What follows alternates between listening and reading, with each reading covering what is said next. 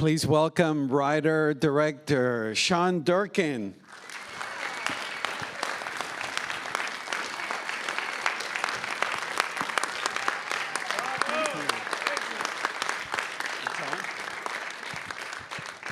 Thank you very much. Yeah, welcome back, Sean. It's been a few years. Yeah, it's been a few years. I want to start with your cinematic language that you and your DP, Matthias, your approach to the wrestling sequences. I love the fact that you focus on the emotion, the subjective aspect of the character. You know, can you tell us about your approach? Yeah, I didn't want to treat wrestling or the stunts as individual moves or focus on them too much. And luckily, the guys learned to do their own stunts, so we were able to shoot full matches, which really gave me the ability to shoot it like I would shoot any scene, which is usually from top to bottom.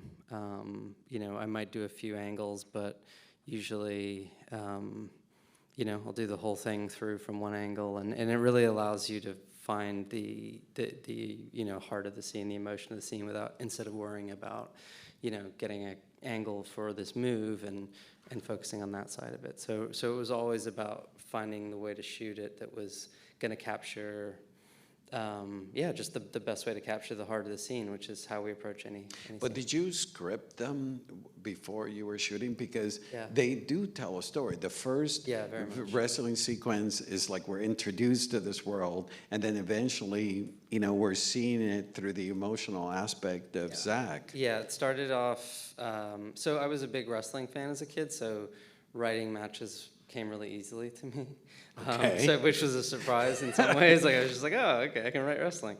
And so, you know, and then I worked with Chavo Guerrero, who was the coordinator and choreographer, and he, you know, he would say like, okay, let's do this. This could make this better, or you know, the guys would learn how to do moves, and so we'd change it based on what their abilities were. But the idea was that the first match is very much like, you know, introduction to Kevin. Then the second match is the brothers together, so it's more celebratory about being in the space. And then the Harley race match was a bigger spectacle, but then it switches, you know, it doesn't go as planned, and it switches to more to a subjective place. So you go from more of like a spectacle television perspective to a more subjective. And then, you know, and then ultimately climaxing with the Ric Flair match where it's entirely subjective. And But then also, as the movie progresses, we see less and less wrestling matches. Yeah. Can you tell us about the importance of that aspect vis-a-vis the script? Well, in terms of writing, that the wrestling was sort of like a false plot for the movie. Mm-hmm. Because, you know, I love sports movies and wanted to play with that, but it's not a sports movie. It's not a wrestling movie. It's you know, it's a drama. It's a horror movie. Story. It's a psychological horror moments. I mean, it's got everything, and it was really hard to find that balance. But I always knew that the wrestling was as important to us as it was to the character.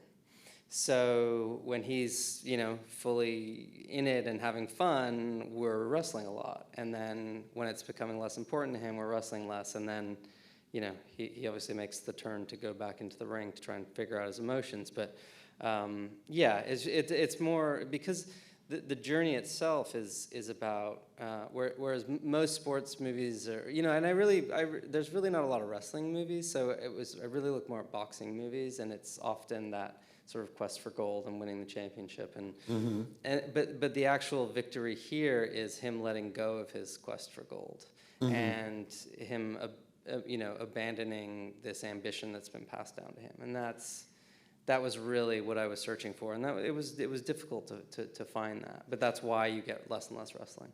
But you know, you mentioned, you know, sports movies.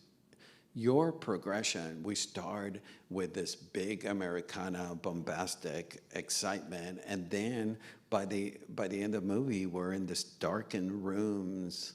You know, can you tell us about that progression that flips the way we envision sports movies? Yeah, and I think it's just trying to lean into that you know, for some of the brothers, like, I think David was a real natural, right? Like, David being on the path to be world champion was right for him. Kevin being on the path to it was not for him. Kevin's a family man. He actually doesn't necessarily have that ambition. And so it was about starting in one place, starting in the wrestling, starting with these sort of goals and dreams, and realizing they weren't as important. And so, you know, him obviously descending into, you know, the dark office and the space of mourning as him trying to figure out how to feel, but in the end it just ends, you know, at home in this open green space and with his kids and his family. And I greatly appreciated you shooting in film. Can you tell us the importance of shooting it in film? yeah, very, very, very important. I've shot all my films on film, and I just will continue to. I mean, there's nothing that matches it. Yeah, I don't think. Obviously, there are ways you can, you know, recreate things, but it just doesn't hold the same texture. It just doesn't hold the same feeling, especially with period pieces, especially with trying to just blend all of the elements into something concrete and real. And you know, film is just a gift, really, and just keep using it. You center on Kevin, and what's interesting is that Kevin is so passive. Can you tell us about the challenge of focusing on him and writing a character that is so passive? Yeah, it was really one of the original things that interested me. I was an athlete growing up. I played soccer in college, and I found that the really great athletes that I knew, they were so sort of focused and obsessed with sport that they missed a lot of socializing in life, and often like had this sort of sweet quietness, and I was really drawn to it, and I was drawn to it in the character, and found it to be a really exciting challenge. Like, how do you put sort of a quiet, warm-hearted, sweet warrior at the center of your film, and who also is not making any decisions ultimately? You know, Fritz is making the decisions. Fritz is guiding the story. Kevin's going along with it, and when Kevin makes his decisions, they're sort of simple sidesteps, you know, and that, it was really hard to do, and it's something in the development process that people pick up on really early. And I actually went through it with Marcy May Marlene as well. She was really, you know, because she's a character trying to find her voice as well, and so I had some experience with it, but I'm just interested in it, and I don't think it's something that. Yeah, so I was saying, like, in the development process, people pick up on it and often question it, and it's something you weirdly have to really fight for. On the same line, you know, we're talking about wrestling, where everything is so emotional on you know, during the match, but these characters are so reserved in their private life. Can you tell us about, you know, navigating that dynamic? Yeah, that's so I was a kid. I was really quiet and shy, and then I got into wrestling, and I went to wrestling, and it was like, my dad said I was like a different person. Like, the entrance music came on, and I just ran down to the railings and just was like, came out of my shell. And it was also where I explored writing for the first time. Like, I'd get my friends together and write characters for them and perform matches and get my mother to shoot it. And so it was really, I learned to express myself through wrestling. And so, and one of the things was that I think you go to a wrestling match, and you know, they're in the ring performing this great show of pain and glory, and there's a lot about injustice. You know, there's a lot of screaming about injustice in wrestling as a fan, and it's not stuff you get to do in everyday life necessarily, and so that was my way in. And then to further that, I thought, okay, well, these boys are in the ring performing these huge emotions, and then they're going home and they're not allowed to perform any of them. And what does that do to them? What is their internal life, what is their internal emotional life when they're not allowed to articulate those things. And looking at that contradiction was really interesting to me. But Kevin is different, where he's not able to embrace that aspect of the bombastic. Yeah. Yeah, he doesn't have the gift, that side of it, and there's a purity to him where he almost can't perform that because he's just got this sort of pure love. And I think that's, it's like his inability on the microphone cost him wrestling greatness, but basically saved his life. Mm-hmm. His humble nature is ultimately what saved him.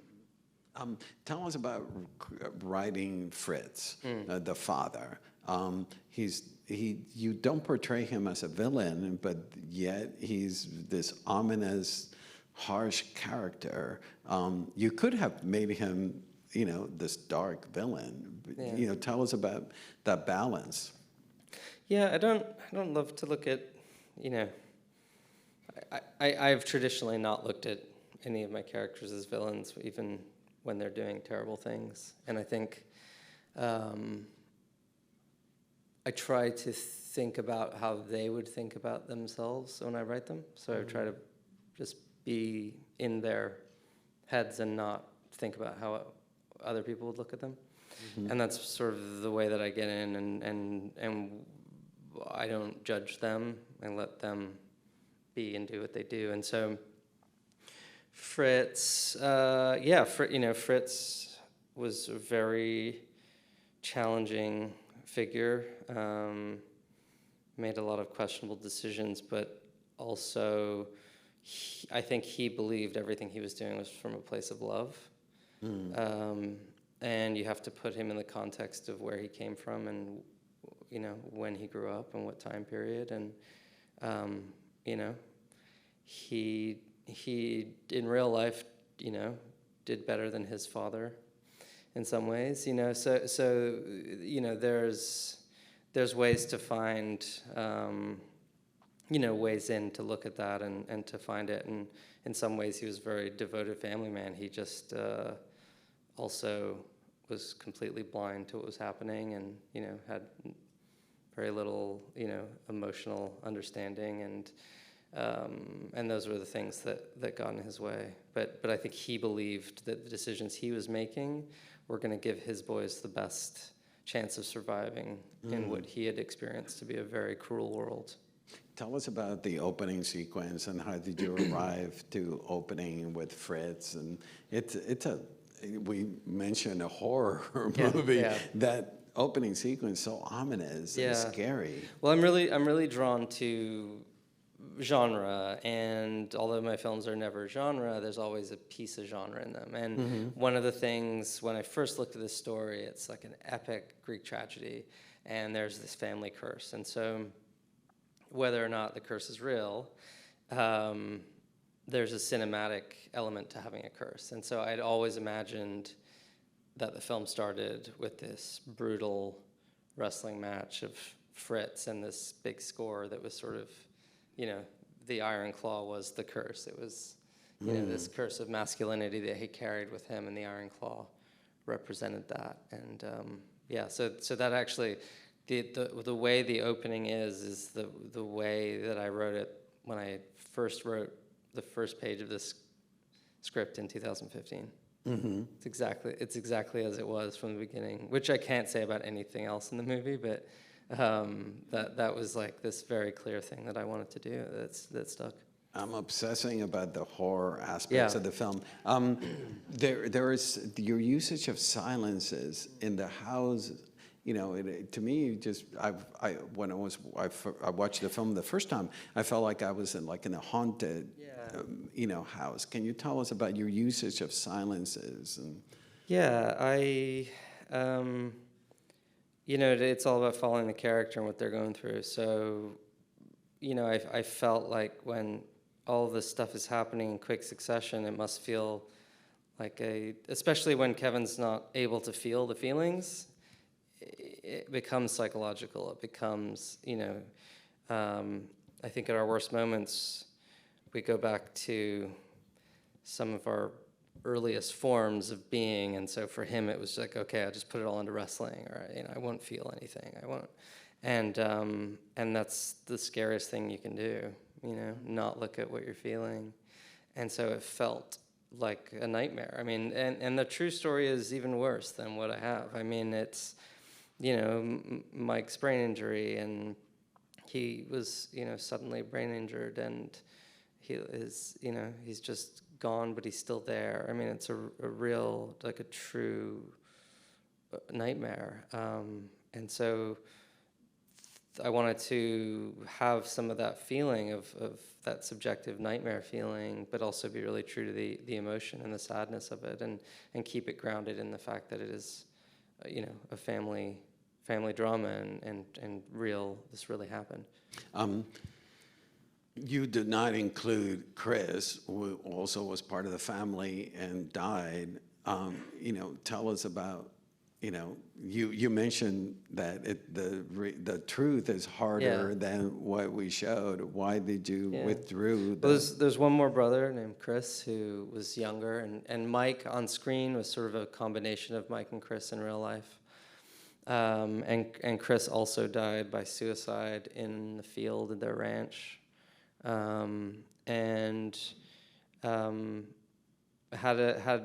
on a human level, it was very difficult to cut, but from a screenwriting level, it was just that point of like, you have to separate at some point and say, like, these are still characters on a page, and there's a repetition to the story, and it couldn't quite. I don't think it could have sustained it.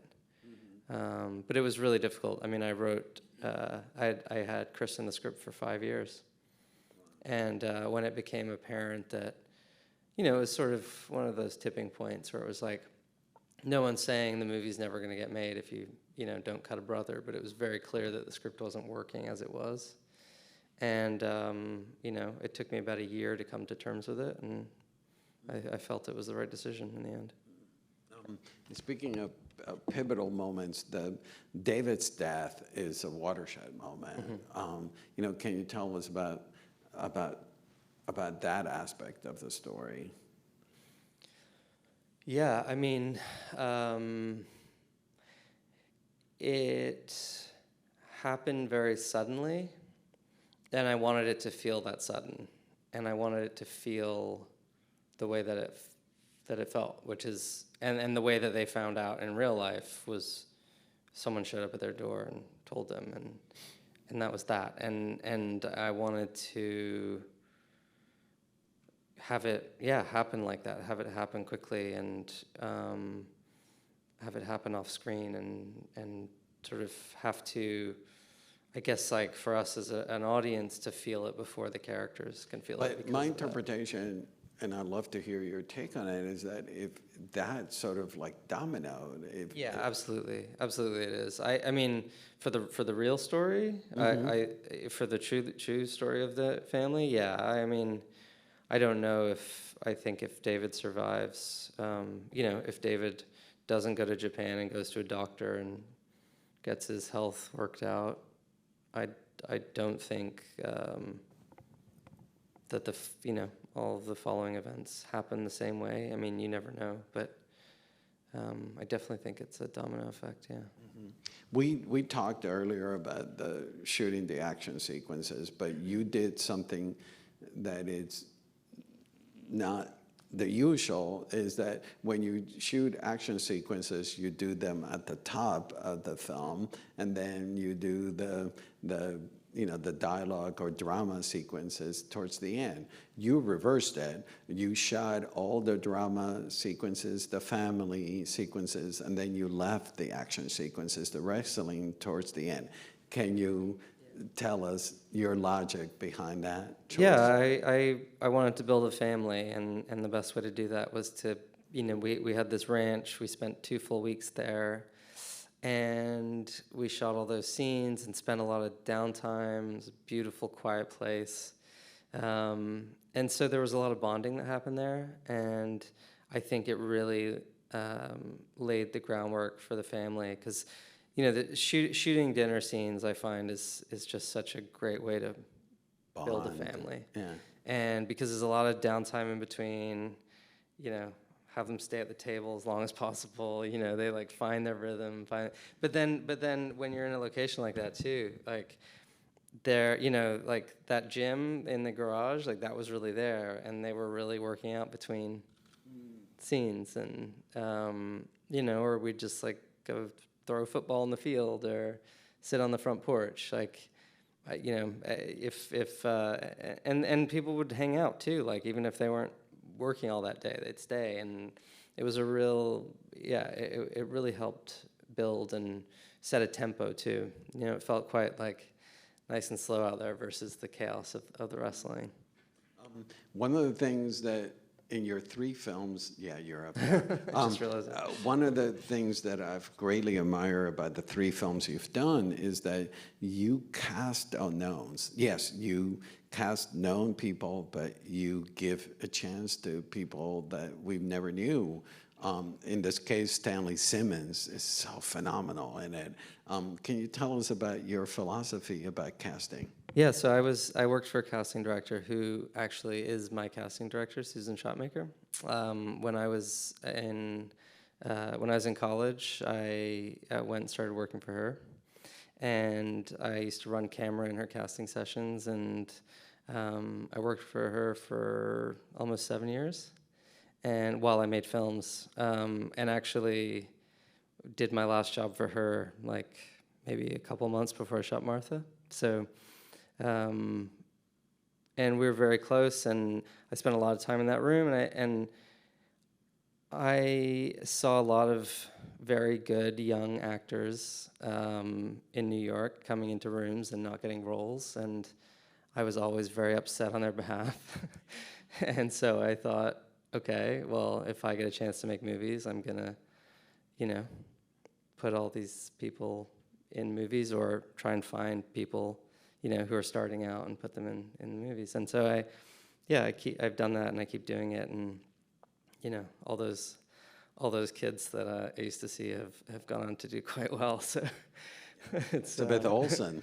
Yeah. I mean, and yeah. So just so But many people. Is there a leap of faith in your behalf that I'm just going to? Yeah, definitely. Like, what's the worst that can happen? Well, they could suck. No, you can tell they can't. You can tell they don't suck. Or I don't know. We can tell. No, it's exciting. That's what it is. Like making movies is unknown. You know, it's entirely unknown. And if you try to control it too much, if you try to know the outcome too much, it's never good. We've always loved Holt and appreciated him. Yeah. Mindhunter, Netflix. Tell us about.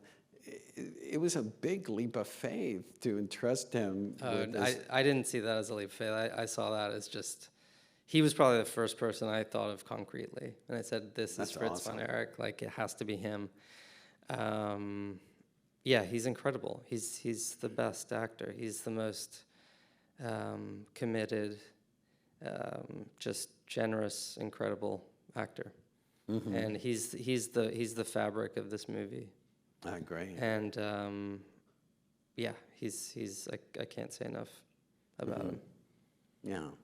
I didn't mean that it was a big leap of faith. No, I know what you mean. But yeah, like, he's not a named star. It's not like, you know, a different actor would have gone financing for like Tom Hanks, or instead you went for Holt, and he's remarkable in it. Zac Efron, you know, tell us about entrusting him with the role. Yeah, I've been a huge fan of Zach's forever. Like I always loved, like, especially his comedy. Like I've always loved him, and I've always wondered what he'd feel like in my world. Which is also a really exciting thing for me, is to work with an actor who I feel is going to do something different with me than they've ever done before. And so for me, that was also a no-brainer, because, you know, I knew the sort of physical side, I knew the intensity. You know, I feel like he's always got a charm and a charisma, and I thought that would be really interesting in a really quiet role. But the thing I really needed was this heart. You know, Kevin's so sweet, and I think it's a sweetness that you can't really perform as an actor if you don't have it. I think it's in this sort of quiet role. It just has to be there. And once I met him, I knew it was there. He's just such a darling. The last scene, all throughout the film, you withhold emotions from them, and then the last scene, you allow him to let go. Was that always scripted? Was it always planned? Yeah, that was the whole thing. It was just about holding back, and that's a lot of the direction I gave him. He's like, "Can I cry now?" I'm like, "No, you cannot cry now." He's like, "Really?" Because my brother just, "No, you cannot cry now."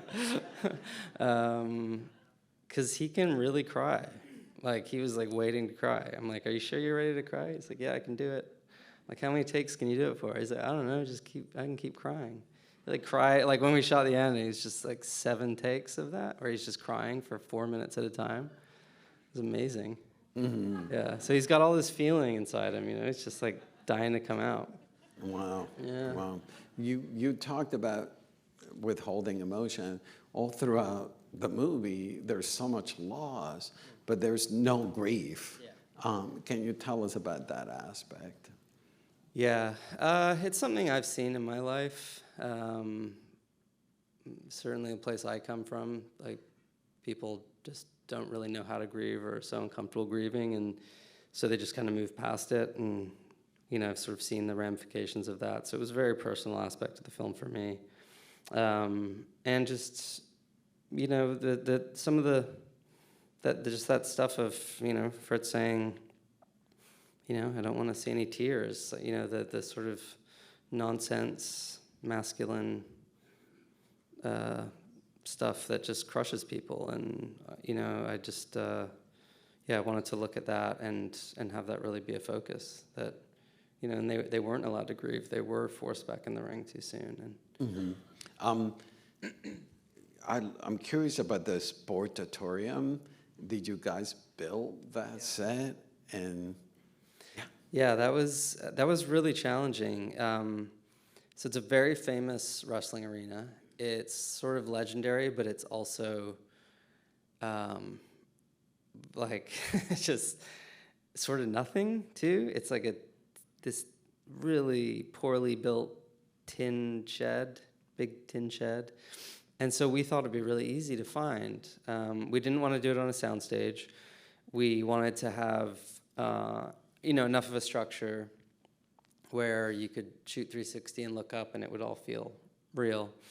And we thought we'd just find one and move in and build the stands and put the ring in and be done. And it was the hardest thing to find.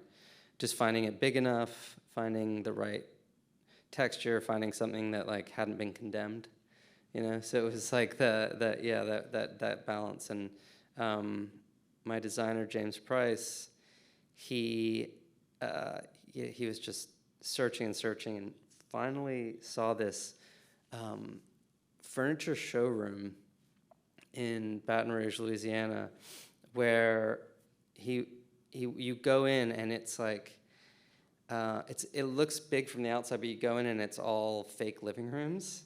So you walk through and there's like all these fake living rooms, and we walk through and he's just like, yeah, if we can get them to clear this out, this will work. Like looks up at the ceiling, he could just kind of tell, and no one believed him and no one thought it was worth it. I did, I believe him, but yeah, he had to really fight for it, and it was incredible, and they transformed it in like 3 weeks and built it in 3 weeks. It was crazy. But the theatricality of it, the fact that you have the office up above. Well, that was the other thing, like finding a space.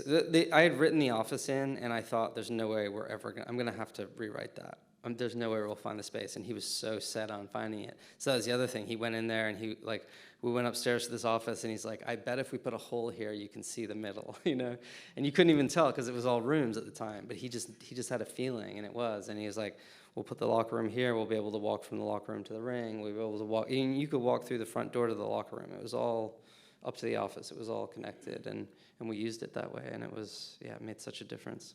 And I love, last question, to tell us about the themes of the movie, the fact that you tell us that, rightly so, that masculinity just crushes, this obsession with masculinity Yeah. crushes us in a way. Yeah, I think so.